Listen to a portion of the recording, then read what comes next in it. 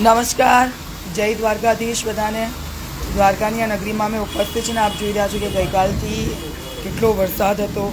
લગભગ અમે જે જગ્યા ઉપરથી આવ્યા હતા ત્યાં 18 ઇંચ ગઈકાલથી લઈને અત્યાર સુધી વરસાદ વરસ્યો. અને આ જુઓ શું પરિસ્થિતિ છે બધાની વચ્ચે. તમે મારી સાથે લાઈવમાં જોડાઈ જાઓ તો હું આપને દ્વારકાધીશનું એ જગત મંદિર બતાવીશ કે જ્યાં આવું બીજી વાર થયું વાવાઝોડું આવ્યા પછી. અમારી હોટલ છે ને ત્યાંથી આ જગત મંદિર છે, આપને દેખાશે. હું થોડું ઝૂમ કરીશ. થોડું ધૂંધળું દેખાય છે કારણ કે પવન સખત છે અને જે પવન અહીંયા દેખાઈ રહ્યો છે એના જે સુસવાટા અમને આમ સંભળાઈ રહ્યા છે ને એની સાથે આ ભારે વરસાદને એની બધાની વચ્ચે આપ જુઓ દ્વારકાધીશની જે ધજા છે એ આમ તો લહેરાતી હોય છે, પણ અત્યારે જે સંકટ છે અને જે હવામાન વિભાગ તરફથી રેડ એલર્ટ આપવામાં આવ્યું છે, દરિયો ગાંડો તૂર બન્યો છે. અત્યારે દરિયામાં કરંટ જોવા મળી રહ્યા છે અને આ કરંટની વચ્ચે આ દ્વારકાધીશને જે ધજા ચડાવવામાં આવી છે, ભગવાને પ્રાર્થના કરવામાં આવી છે કે પ્રભુ આ સંકટમાંથી પાર પાડશે આ દ્વારકા નગરીને, ગુજરાતને. કારણ કે જ્યારે જ્યારે સંકટ આવે છે ત્યારે ભગવાન દ્વારકાધીશ પર અડધી કાઠીએ ધજા ચડાવવામાં આવે છે. લગભગ આપણે બધાએ જે વાવાઝોડા અગાઉના આવ્યા હતા અને દ્વારકા પર જે સંકટ હતું અને જે વાવાઝોડું અહીંયાથી પસાર થવાનું હતું ત્યારે જગત મંદિર જે છે ત્યાં આ જ પ્રકારે અડધી કાઠીએ ધજા ચડાવવામાં આવી હતી અને ભગવાને પ્રાર્થના કરવામાં આવી હતી. અહીંના લોકોનું એવું કહેવું છે કે અત્યાર સુધી અનેક આવા તોફાનો આવ્યા છે, અનેક આવા વરસાદો આવ્યા હશે અને આ વરસાદની વચ્ચે પણ દ્વારકાધીશની કૃપા અમારા પર બની રહી છે. મારી સાથે ઘણા બધા લોકો જોડાયા છે. પ્રવીણ દવે જોડાયા છે, જય દ્વારકાધીશ આપને. અર્જુન અગ્રવાલ, જય દ્વારકાધીશ. ભરત મણેક જોડાયા છે, જય દ્વારકાધીશ આપને.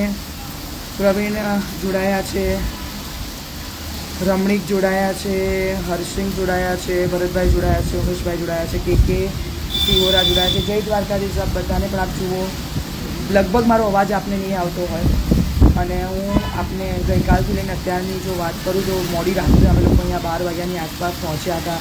વરસાદ બહુ જ હતો, દ્વારકામાં પાણી ભરાઈ ગયા હતા અને પાણી વચ્ચે જ્યારે અમે અમારી હોટલ પર હેમખેમ પહોંચ્યા, પ્રાર્થના બહુ જ કરી હતી ભગવાનને, કારણ કે અમે જે હાઈવે પરથી નીકળી રહ્યા હતા એ હાઈવે પર અમને કંઈ જ દેખાતું નહોતું. અને મેં ફેસબુકના માધ્યમથી તમારા લોકોને એક મદદ પણ માંગી હતી કે તમારા વિસ્તારમાં કેવો વરસાદ છે, તમે દ્વારકામાં રહો છો, તમે ખંભાળિયા બાજુના છો, તમે કોઈ પણ જગ્યાની તમારી પાસે માહિતી હોય તો મને આપો. અને મને ખરેખર બહુ જ કામમાં લાગી.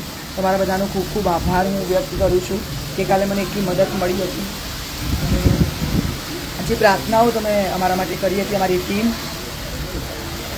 ડરથી, કારણ કે અમે લોકો બહુ જ ડરી ગયા હતા, અમને આગળ કશું જ દેખાતું નહોતું અને માત્ર બસ પ્રાર્થના કરી રહ્યા હતા કે અમે કંઈ દેખાય અમે પહોંચીએ, કારણ કે આખા હાઈવે પર અમારી એકલી જ ગાડી હતી. રેડ એલર્ટ પછી અમે જ્યારે પહોંચ્યા હતા ત્યાં મહેશભાઈ કહી રહ્યા છે વરસાદ ચાલુ છે. બિલકુલ આ લાઈવ દ્રશ્યો હું આપને બતાવી રહી છું. આપને કદાચ પવનનો અવાજ આવતો હશે ને પવનના અવાજ જે સુસવાટા મારી રહ્યો છે એની સાથે સખત વરસાદ છે કે તમે છત્રી લઈને બહાર જાઓ તો તમારી છત્રી પણ કાગડો બની જાય અને તમે લગભગ આ પવનની સામે ટકી રહેવું તમારા માટે મુશ્કેલ છે. એ સાઈડની જો વાત કરું તો ગોમતી ઘાટ છે, સુરક્ષાના ભાગરૂપે ત્યાંથી લોકોને દૂર રાખવામાં આવી રહ્યા છે કારણ કે પવન ખૂબ વધારે છે. 3 નંબરનું સિગ્નલ છે ઓખા અને સલાયા ખાતે લગાવી દેવામાં આવ્યું છે. ગંભીર પરિસ્થિતિ વચ્ચે માછીમારો છે તે લોકોની બોટો છે એ લાંગરી દેવામાં આવી છે. જ્યાં પણ જખુ હોય, ઓખા હોય કે પછી સલાયા બંદર છે ત્યાં માછીમારોની જે બોટો છે એ લાંગરી દેવામાં આવી છે અને એ લોકોને સૂચનાઓ આપી દેવામાં આવી છે કે જ્યાં સુધી કહેવામાં ન આવે ત્યાં સુધી તે લોકોએ દરિયો ન ખેડવો જોઈએ. પોરબંદર જિલ્લામાં વરસાદ ચાલુ છે એવું કહી રહ્યા છે અર્જનભાઈ. પવન સાથે સુઈગામમાં વરસાદ છે, રાજપૂત પુરાજી કહી રહ્યા છે. જય દ્વારકાધીશ. કદાચ કનેક્શન નહીં મળતું હોય અને હવે અમે અહીંયાથી થોડીક એક વારમાં રવાના થઈશું જામનગર ખાતે. અમારે જામનગર જવાનું છે. મને ખબર છે કે જામનગરના કેટલાક રોડ છે બંધ છે. ગઈકાલથી લઈને અત્યાર સુધી થોડો અવાજ પણ બેસી ગયો છે એટલે બહુ વધારે નથી બોલી શકાતું, પણ પ્રયત્ન કરીશ કે જેટલા પણ સમાચારો અહીંયા દ્વારકાના હોય કે પછી અલગ અલગ જગ્યા પર ના હોય, અમે જે રસ્તા પર જઈ રહ્યા છીએ જામનગરના હોય એ તમામ આપણા સુધી પહોંચાડીશ કે જેથી કરીને તમે ઘરે બેઠા એટલું જાણી શકો. કારણ કે કેટલાક લોકોના ત્યાં પાવર નહીં હોય, વીજળી ગુલ થઈ ગઈ હશે કારણ કે અમે રસ્તામાં આવતા હતા ત્યાં કેટલીક જગ્યાઓ ઉપર આપ જુઓ ઝાડ પડવાની ઘટના બની. પછી બીજી વસ્તુ એ બની કે રસ્તા પર થોડું બ્લોકેજ જોવા મળ્યું, આસપાસ પાણી જોવા મળ્યા. એટલે તમે સુરક્ષિત રહો અને પાવર ન હોય તો ફેસબુકના માધ્યમથી પણ આપણે તમને સમાચારો આપી શકીએ એ પ્રકારનો પ્રયત્ન કરીશું. પ્રવીણભાઈ જોડાયા છે, કાંકરેજ તાલુકામાં વરસાદ છે. કિશોરભાઈ કહી રહ્યા છે જય દ્વારકાધીશ, જય દ્વારકાધીશ. પ્રાર્થના કરીને અહીંયાથી હવે અમે નીકળીએ છીએ, રવાના થઈ રહ્યા છીએ અમે જામનગર તરફ જવા માટે કે જય દ્વારકાધીશ. આજે રેડ એલર્ટ આપવામાં આવ્યું છે 31 ઓગસ્ટ સુધી. તેનું સંકટ એ આખા ગુજરાત પર છે. બને એટલું ઓછું નુકસાન થાય અને ભગવાન જે આ સંકટ છે એ સંકટને દૂર કરે એવી આ દ્વારકાધીશને પ્રાર્થના છે તમારા સૌ કોઈ માટે. અને આપની સાથે ફેસબુકના માધ્યમથી જોડાતી રહીશ. રજનીભાઈ કહી રહ્યા છે કે જામનગરમાં રેન છે, એટલે વરસાદ છે. જામનગર જિલ્લામાં સખત વરસાદ છે, નરેન્દ્રસિંહ કહી રહ્યા છે. અને રોડ બ્લોક હોય તો પ્લીઝ મને કહેજો. અને તમારા ગામમાં જો પાણી ભરાઈ ગયા હોય, બહુ તકલીફ થતી હોય અને ઘરમાં પાણી ઘૂસી ગયા હોય, ફરી વળ્યા હોય, તો પ્લીઝ ગામનું પણ નામ આપજો. જો બનશે તો હું ત્યાંથી નીકળું જ છું, તો તમારા ગામની પણ મુલાકાત લેતી જઈશ અને એનો પણ જે ગ્રાઉન્ડ ઝીરો રિપોર્ટ છે એ હું ત્યાં બતાવીશ, કે જેથી કરીને તમારે કંઈ પણ હેલ્પ જોઈએ એ આપને મળી રહે. જુનાગઢ જિલ્લામાં ધોધમાર વરસાદ છે. આપ જુઓ, પવન એકલો છે, તમે ક્યાંય પણ ઊભા ન રહી શકો.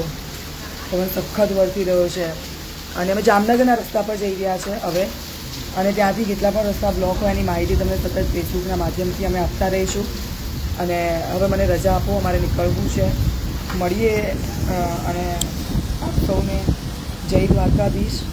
મળીએ હવે જે રસ્તાઓ છે ત્યાં જામનગરના જોઈએ કે ત્યાં શું સ્થિતિ છે, કારણ કે 10 ઇંચ વરસાદ દેખાતી રહી અત્યાર સુધી. અહીંયા તો અમે જે જગ્યા પરથી આવ્યા એ જગ્યા પર લિટરલ જે વરસાદ હતો, 18 ઇંચ વરસાદ હતો. એવું કહેવાય કે આવ્યો વરસાદ પણ જે આંખોની સામે આવતો વરસાદ છે ને, એ વરસાદમાં તમે કંઈ નહીં જોઈ શકો. વરસાદના છતાં તમારા મોઢા પર વાગતા હોય છે. અને મળીએ હવે થોડીક જ વારમાં. દ્વારકાધીશનું દર્શન કરીને અમે નીકળી ગયા છે. અને આપ સૌને પણ સાવચેતી રાખજો. કામ વગર મહેરબાની કરીને બહાર ન નીકળતા. અમારી ડ્યુટી છે એટલે અમારે જવું પડે છે. થોડીક જ વારમાં રાજકોટના રસ્તે મળીએ અને દ્વારકાને હવે અમે દર્શન કરીને રજા લઈએ છીએ અહીંયાથી. થોડીક જ વારમાં જામનગરના રસ્તાઓનો પણ આપણે ચિતાર બતાવીશું.